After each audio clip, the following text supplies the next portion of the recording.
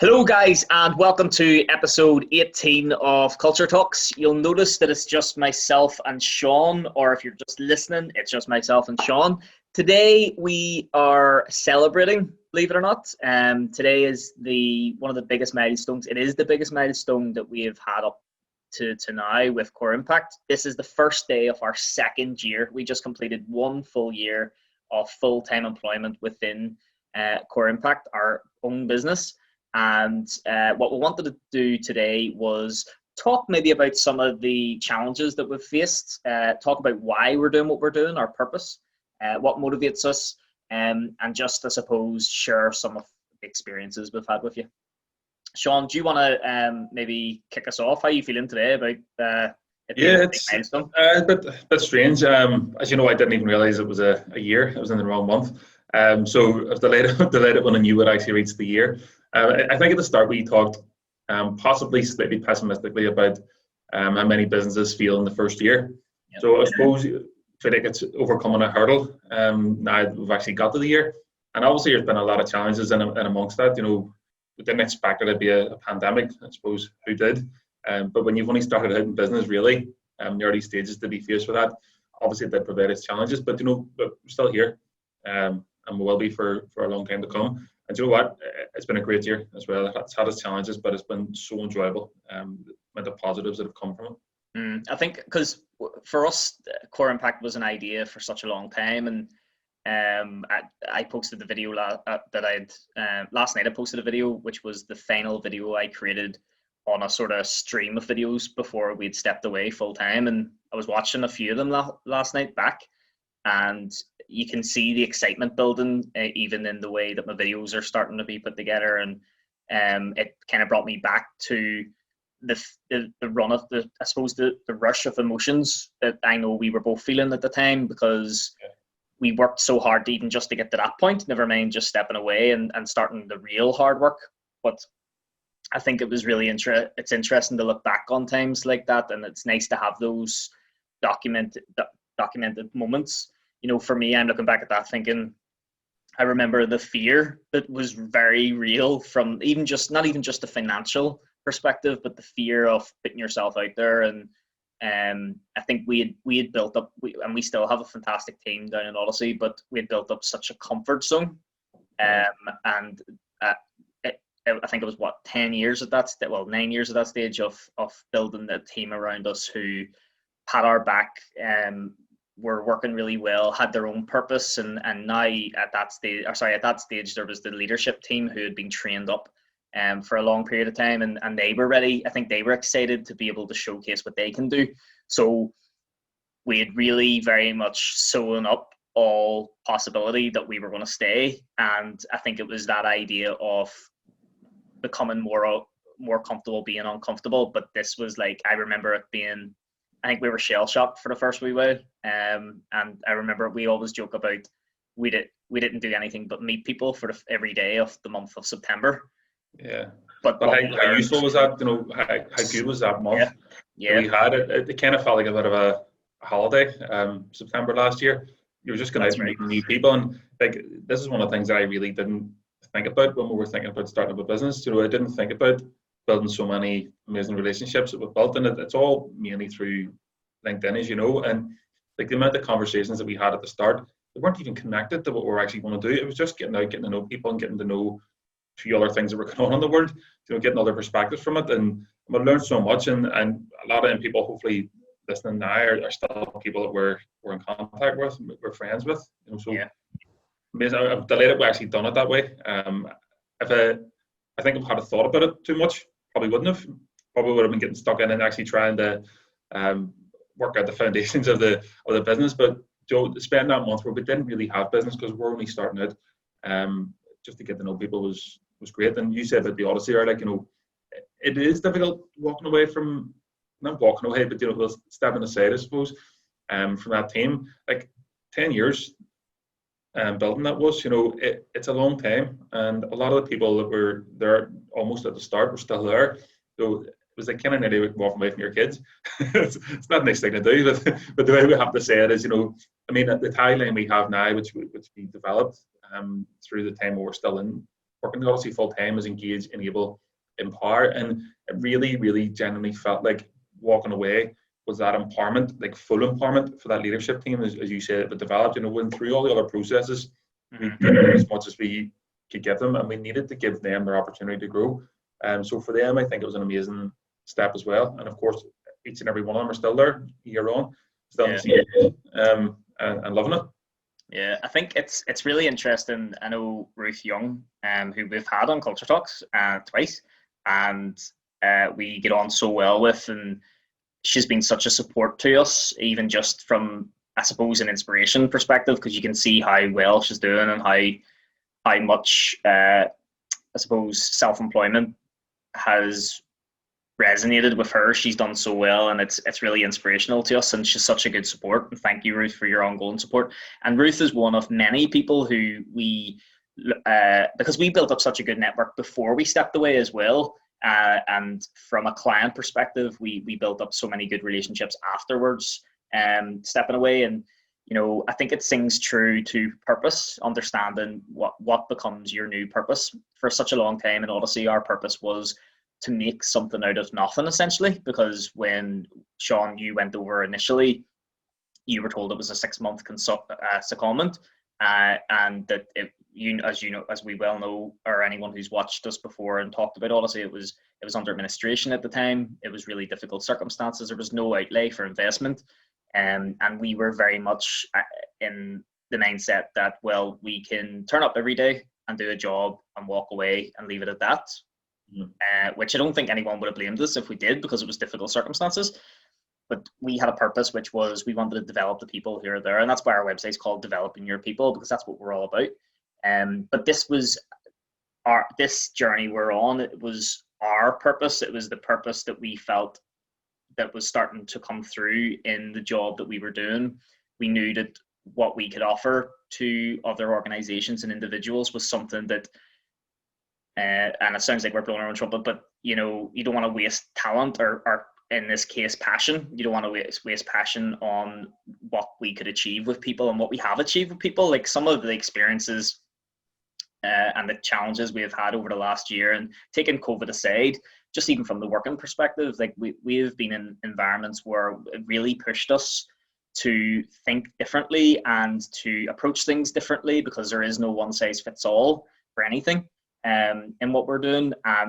But the whole time knowing the goal is that we're impacting lives, impacting business, and feeling good about it has been something that before we stepped away was kind of like in that dream state in your mind. You were sort of going like, this is what I want to do, and imagine this, imagine that. And I can honestly say, and I know you mentioned the statistics at the start, but I can honestly say, like, as much financially, of course, you're very careful, and you need to be for the first, we always need to be, but especially the first year we have been. But that hasn't been a pressure really for us. The pressure's been making sure we're singing true to the purpose, which is to develop people, to engage, enable, and empower anyone that we come up against or work with or meet. Or, COVID, of course, is something that you can't completely take out of the equation. I think that is it 85% of businesses in the first year fail.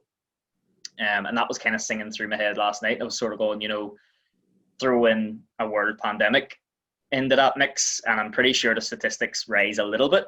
And we're not alone. There are many people who we've been putting out the post in the last day or so about how this is our milestone, our first year out in business, and there's so many people who are also celebrating, Ruth being one of them, celebrating coming up to a year or whatever amount of years they've been out. And if there was ever a time that business owners and entrepreneurs deserve a bit of a pat on the back after a period of uncertainty, it is now. It's a time when, yes, you can see there's a little bit of uncertainty coming around, but for the most part, people are just getting on with it now. I think it's kind of business. People are trying to be business as usual. The schools are back. I think that's a really psychologically big change. It's something that people look at and say that's the closest thing to normality we've had in 6 to 7 months now.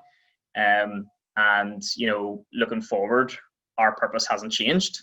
And it's exciting, because it's a new chapter. I feel like for me, it's kind of, not that the first year didn't matter. Of course it did. It probably mattered more than most, than any going forward. But it's kind of like we're not a statistic.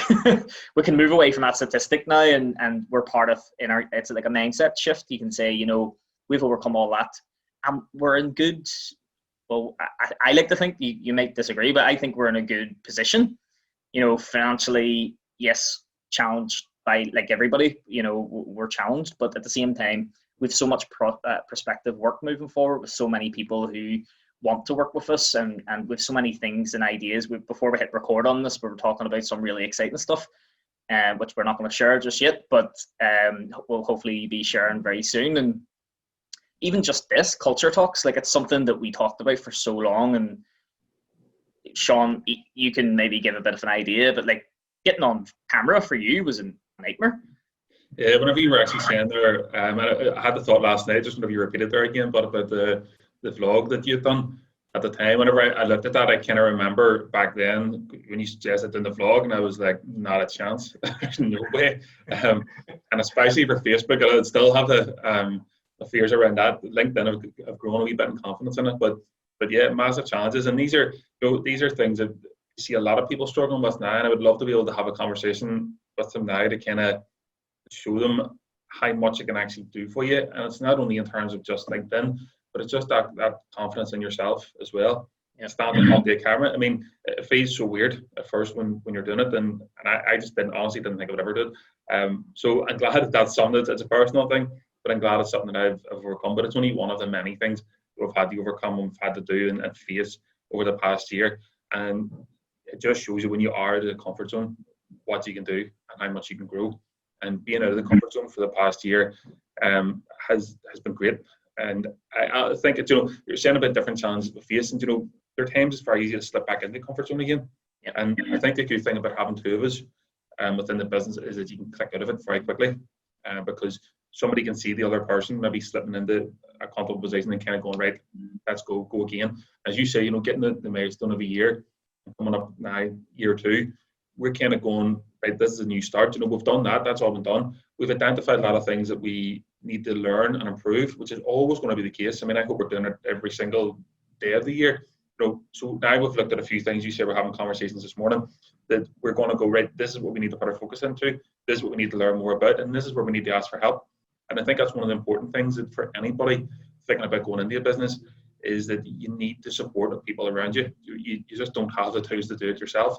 Yeah. And I think that's maybe something I probably would have had a weakness in past times, where you sort of felt like you were responsible for everything. I think when you're sometimes in a management position and people are coming at you with questions all the time, you always feel like you have to have all the answers.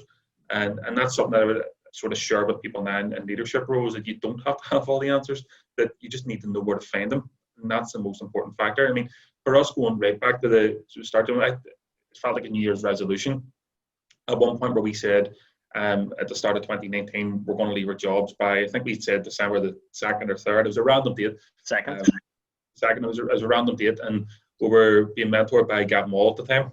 And I remember when we sat down, we went in at the first week of that year, and he said, right, what's the ambition? We said, right, we're going to leave our full-time employment. He went, right, happy days, that's where we're going. And we'd said that for December, and here we are a year on. So we achieved that ahead of where we wanted to go, and that's just because things. So having a mentor, first of all, is a great thing as well. And Gavin gives us lots of accountability and lots of push and drive to move forward as well. And delighted we had that opportunity with him and still have a relationship with him too. Mm-hmm. So that was help. So we needed his help get us to a certain point, because with both of us, we talk about comfort zones. Accountability isn't always there between us because we're too comfortable. Sometimes you need somebody else to give you that wee bit of a push. So anybody sort of moving into business and struggling, ask for help. Where you can pay for a mentor or not, just means you have other people on your side that can sort of bring you through that process. Yeah, I think for anyone right now who may be thinking now is not the time to start the passion I have by starting a business, and I question that, if anything, and it was said to us before, and I said, I've never thought of it like that, but you hold more control when you work for yourself, and when you're doing something that you care about. Don't just go and start a business for the sake of it. You need to know what you want to achieve, because on the days where there is a bit of a lull and maybe the sales aren't coming in the way you thought they were, or maybe there isn't enough work, maybe financially you're starting to worry, it's those times that you really rely, thankfully we have each other, but at the same time we rely on the passion for what we do. If we didn't love what we do, then you wouldn't do it. And I think it's fair to say that most of the biggest brands in the world started whenever there was recession at the time.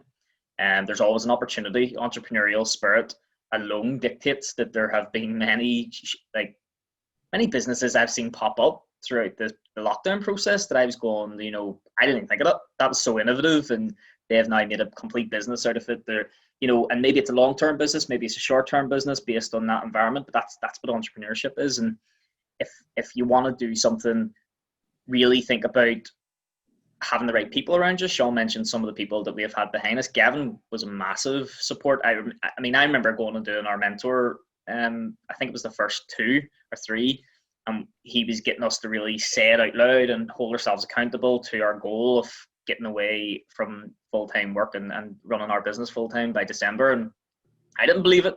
The first 2 and 3 meetings, maybe 4 meetings, I was looking at it going, yes, okay, but I trusted the process. I trusted the process of holding yourself accountable, like Seán says, getting yourself out of your comfort zone, and pushing yourself to achieve things that you might not initially believe you can achieve. But then I remember there was like a switch that went off, and it's depending on who you are, you might believe different things. Divine intervention, self-actualization, whatever you believe in, the universe, whatever it is, things align whenever you hold yourself accountable and you put it in a public forum. For us, Seán, as I said, had a real issue with getting in front of the camera, and many people do. Many of you who will be listening or watching will feel exactly the same. And as I said before, there's no one size fits all. Maybe you want to start off just doing more of a formal video that just gets the information out there, and there's many different ways to do it. People like Niamh McCauley can show you really good tips and hints that are simple, very short videos, and they're effective. But sometimes it's good just to push yourself to feel what it feels like when you're uncomfortable. One thing that stands out to me as I say uncomfortable is when we done our Impact Success tour last year, and we were still full-time at the time. We took a week off, and I don't know, I'm assuming you remember, Seán, but I remember we had travelled up to Derry City, and we were coming back down on the train, and I remember it was the week before it was all our event was to take place, and we were doing over 3 cities, and I remember that being the most uncomfortable I've felt probably definitely in the journey that we're on, but probably in one of the top 10 times in my life that I felt so uncomfortable, because we really were, it felt like we were out of our depth. But what it actually done was it created this mindset that it was either, and I think that was a big turning point for us, because it was very close to before we stepped away. And I think if we hadn't have made a success out of that, which we did, I think it might have changed the outcome of us stepping away from full-time work. I think it was the first real test that we had presented to ourselves, and that Gavin had pushed us to present to ourselves. And that was that we could have failed. And I always remember there was a moment when Gavin was finishing off, when we had decided actually at the end of the mentoring session that, an event is what we need to do. We need to prove to ourselves that we can do it. And I remember Gavin got up and very dramatically stopped and said, are you sure you want to do this? Do you know that there's failure? There's very real failure that could happen here. And we said, yes, we do, and we understand it, and we're willing to put ourselves out there. And I think that sings true to every entrepreneurial journey, no matter who you are. There's always failure that can face you based on the journey that you're on. But I think sometimes that's why, or all the time, that's why it's worth doing it, because you don't feel the excitement and the self-satisfaction and achievement that you feel whenever there's no feeling like it when it's your journey, when it's your passion, it's when you're doing what you want to do and you're adding the value that you can add, no matter what it is. There's no greater feeling than it. And a full-time job for many people, and most people in the world's case, can be really self-fulfilling. No, I'm not knocking it, but if you want to start a business or you want to go on a journey that is one that can add value to other people based on doing what you love, regardless of there being a pandemic, regardless of there being a lockdown, whatever, do it. A year on, I can honestly say I'm delighted that we've done this. I'm delighted that we're continuing to do this. I'm not going to pretend that there aren't challenges. There's always going to be challenges. but we're constantly pushing ourselves, and one day to the next. See that roller coaster image that I shared a couple of weeks ago? That is 100% true. Throughout a day, you can be up here at the start, down here by lunch, and back up here by the finish of the day. But would you change it? Because I wouldn't. No, definitely. And I mean, the thing about it was as well is I absolutely loved the job that I had as well before we stepped away. And I think people found that a wee bit unusual because a lot of times I think it becomes circumstances that push you into business. But Yeah. I mean, I know for me personally, I always had an interest in business. Didn't ever know what the business would be, but always kind of thought something will come up that I've become really passionate about, and that I want that to be the business. And I know we've talked about the conversation before about how that part of it came about. And there's maybe not enough time now to go into it, but in terms of the actual work that we had, I mean, working in management and being able to lead people to different places in life was, and like, it just felt amazing. And I think the only reason why we sort of wanted to step away from that was because there was only a limit. There was a limit to the amount of people that we could impact within a full-time role. But if we were able to lift that and move it across, we can impact multiple people. And by impacting some people, they will impact other people. And then it becomes a wee bit contagious. And that is our objective now, is to achieve that. But in terms of the actual workplace and being in management, I absolutely love it. I mean, from Movie House perspective, it was 18 years ago I joined Movie House. I'm delighted to say we're still part of it as Core Impact as well. You know, we're still overseeing Odyssey Bowl, and there were challenging times in amongst that as well, and there was negatives and things, but I learned a lot from some great people. Even before I moved into Odyssey, I learned an awful lot in terms of management and how everyone creates an influence. And the people that I talked about were my supervisor at that time, who's sadly passed away since then, and the Kurt, the handyman at the time, Harry, who was just outstanding for me from the very beginning. Unfortunately, again, he's passed away. But these were great people that others may not always give an opportunity, may not see the good in or what the potential is, what they can do. But they made me at that time. Like they were the people who made me at that time. And there was another manager, Linda, who you know, JP as well at that time, who I was able to see the sort of the emotional intelligence that she had even back then that I could learn from. There was just so much there. And then moving over to the Odyssey, and we talk about engaging, enabling parties. I mean, we were Michael McAdam, who owns a cinema, let us run that place. You know, he left us to it. He trusted us, and you know, I'm really thankful to him for that opportunity as well. And you know, he's a business owner. He'll have different qualities in terms of leadership. Some will agree with others will not. But for me, he has been immense as well. You know, I could only ever sing his praises for the positive things that he has done for me in my role, and the fact that he gave us the free run that he did within Odyssey, to run that like it was our own business, basically. I think brought us to the next point, because we were able to invest in people and do things that wee bit different. We were probably always seen as a wee bit different to any of the rest of the sites, maybe more than a wee bit different to the rest of the sites because of the way we done things. But we had results to show for it, and see, once you have results, there's no argument. You know, nobody can say you've done this wrong, you've done that wrong. And one of the things that he always said to me about, and we talk about creating a psychological safety, is that environment where you're allowed to fail. And one of the things I always remember that Michael had said to me at the time was that basically ask for forgiveness rather than permission. And he said, if you do something wrong, get it fixed. and that's just it. You know, see, having that kind of freedom where you know there's not going to be somebody in your back that you can go and take a risk, because you know the world is moving too fast. You can't sit doing what you've been doing like in the past. You need to move forward. You need to try new things, and you know, some will work, others won't. But that's just, if you're in the right place and you know how to recover from that quickly, that can be done. And if you have the people around you to support you, that can be done. And that's what we want to take into organizations now. When we talk about cultural change, we want to create that environment where people do feel empowered, where they're engaged, they're enabled, and they're empowered to do the role that they want to do. And through being able to fail safely, they will take more risk and they will achieve a lot more. And that's individual people and the businesses as a whole. And this is our main objective, of course, of what we want to achieve. Yeah, it's great to think that it's been a year, and many of you have been on the journey with us and will continue to be on the journey with us. And we, as I say, we've some really exciting stuff coming up, and I know we would harp on all day long, but I'm going to try and cut a this. Yeah, there's more to the story that we can tell this another episode. But yeah, so for me, and I'll probably put you on the spot. Do you have a takeaway, like one defining moment or one high or one experience that still stands out to you from the last year? I don't know. It's hard to sort of specify. I know there's a lot. You have thrown me on the spot there, Lowen. I think it's just, you know what, it's that kind of self-discovery part. I mean, I wouldn't say it's a specific point. I can't pinpoint exactly where it happened, but I think it's the point where you realize that you need to gain some confidence in yourself and that you can't keep looking at other people and what they do and benchmark yourself against that, because you know what, there's room for everybody to grow and to thrive, but you need to do it your way and you need to be yourself. And I think a lot of times I maybe would try, I mean, even within that year, I think there's a lot of times I would try to change myself to suit what I think someone else wants to see.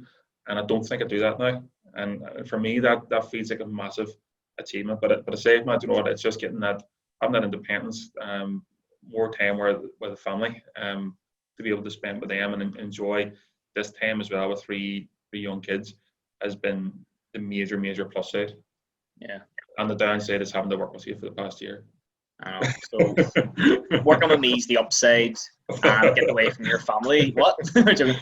Look, that's a really actually good point. The personal journey that we have been on is unbelievable, and you know, it is important to read examples of people who have done similar things, read examples and new ways of looking at things. And I know that we challenge each other on a regular basis, and probably more times than not, we're challenging each other's ideas, and you know, but that's where the innovation comes from, and that's where because we care so much about what we do, we do tell each other, look, that's good, but it could be better, and I think that's why we're such a good team. And for me, the personal elements to it, and the personal growth that has come from this, but I can't really steal that one from you, so that's a good point. But for me, I would say and it kind of nods towards what you said earlier, Seán, about, you know, you can't do everything yourself. You can't always have the answer. And the people around you and so for me, connections, the people who we have met, and we have been open enough to, you know, we've met a few people throughout the year, and there's many types of people that make the world go round who are afraid to engage because they think that you're in their lane. Me and you and anyone who knows us will know we don't care about that sort of thing. If anything, we want to know more people who are doing what we're doing so that we can learn from you and we can add value to you as well. Because we're all on our own individual journeys, and I don't believe it's possible for any two people to be doing the same exact thing. We're all doing different things. So for me, the connections, the support that's come from that, the friendships, the self-validation that comes from seeing others around you who are in your network doing really well. Somebody comes to mind is John Lorimer, and there's loads, and apologies if I haven't mentioned to you. We're just hashing this out. There's so many inspirations that we've seen. So many people. John's success is amazing. Every time you've seen him showing a new contract that he won, it's great. It's great sharing them successes as well, because that is one of the things that sort of helped us going, look at what he's done, that's amazing. You know, it motivates you to go again and do other things. And like Aaron Watson, you know, Watson, he has done things, and some of the advice that he's given us. And you know, so many people that have really genuinely helped us a lot. And you know, even the odd message, you know, like Glenn Oakes would send an odd message saying, here, what about this? So we suggestions, we points, or just pointing things out for you. Girls, like, so you know, Louise McGaddy's been amazing. There's loads of people. I always hate mentioning names because then you always feel I'm going to miss somebody out here and it's going to look bad. I know. But genuinely, so many people. But no, like, it's been a great year, and I have actually enjoyed working with you. I'm only joking. I know one of the things I remember, one of the first people that we worked with, one of the first clients that we had, when we went into the room, and he said, "So what do you do different?" As in, like, what stands out in your qualities, what stands out in your quality? And we kind of looked at each other going, I think we're pretty much the same. We've worked together for the past, 13 years or whatever it is. And I know we're just same attitude, same way of thinking. But I think as the years went on, we've really seen where our own strengths are and how we can utilize the other person's strengths, which has been good as well. And that's been, I suppose, an achievement for the business as a whole, and how we run the business and what we do. best with that. So yeah, there's a lot. Anybody thinking about getting into business, just do it.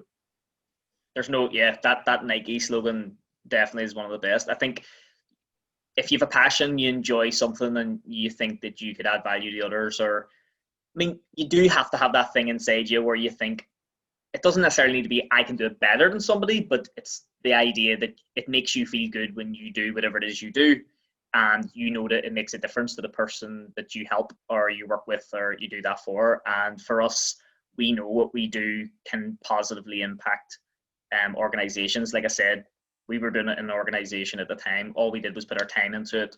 We had no numerical value to the investment that we were putting in. It was all emotional intelligence. It was all care, relationships, culture. And we talk about culture so passionately because we've seen how it's literally changed people's lives.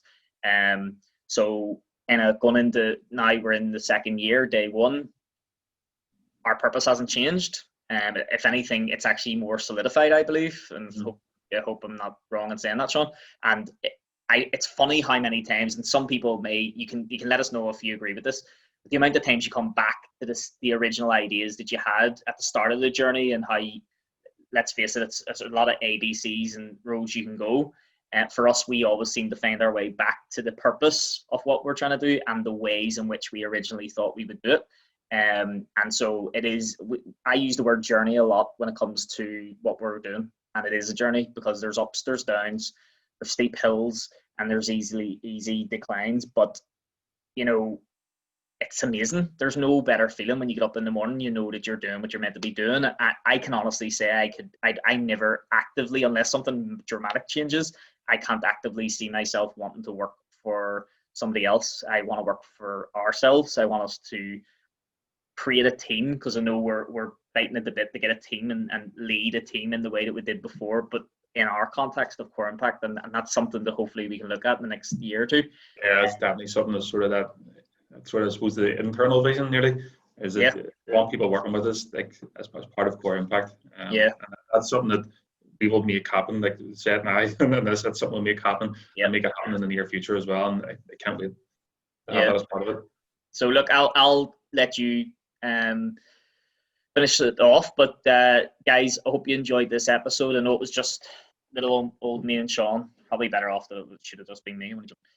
Look, thank you very much for being on the journey with us this year, and whoever is watching this, if you don't know us, get to know us, because we're very open, and if we can help you, or you feel you can help us, reach out, let us know, build a relationship, join our journey.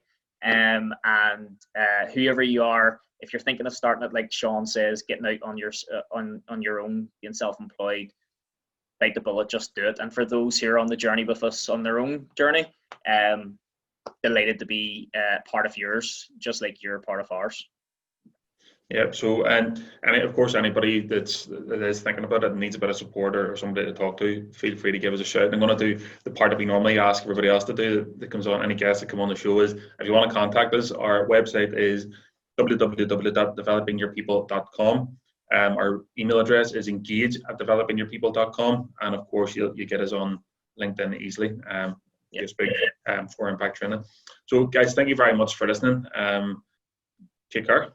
Remember, engage, enable, and empower.